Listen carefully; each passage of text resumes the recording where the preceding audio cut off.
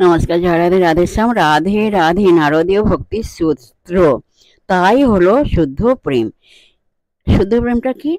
ঈশ্বরের জন্য ঈশ্বরকে ভালোবাসা। তাঁর কাছে ভগবান অন্য কোনো বস্তু প্রাপ্তির হেতু নন।